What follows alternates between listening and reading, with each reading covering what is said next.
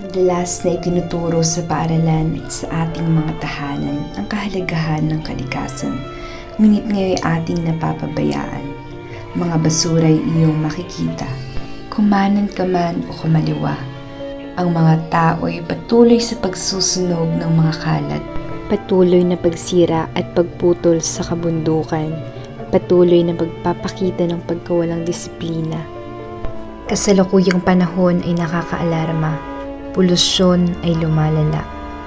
Mga ingay at gulong iyong maririnig, mga usok at basura ang iyong makikita. At kahit saan ka dumaan ay makikita mo ang kapabayaan. Kung ito hindi natin papansinin, magpapatuloy ang epekto nito sa atin. Ang climate change ay lalala. Mga bagyo, pagbaha, pagguho, at marami pang iba, patuloy pa rin nating madarama.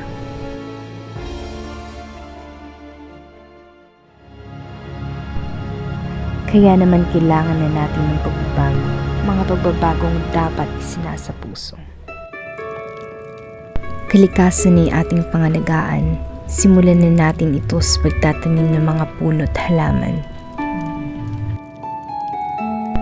Pagpupulot ng mga basura na ating nakikita.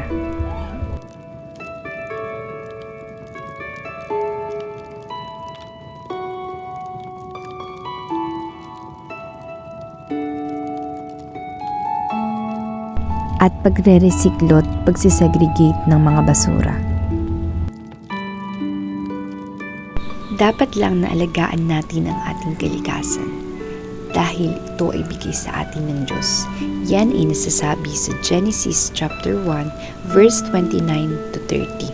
At sinabi ng Diyos, "Narito, ibinigay ko sa inyo ang bawat pananim na nagkakabinhi na nasa ibabaw ng balat ng lupa, at ang bawat punong kahoy na may bunga ng punong kahoy na nagkakabinhi, sa inyo'y magiging pagkain.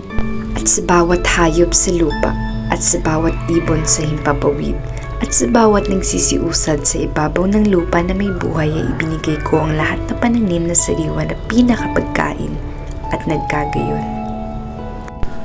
Kaya naman, dapat din nating sundin ang mga batas na prumoprotekta at nangangalaga sa kalikasan.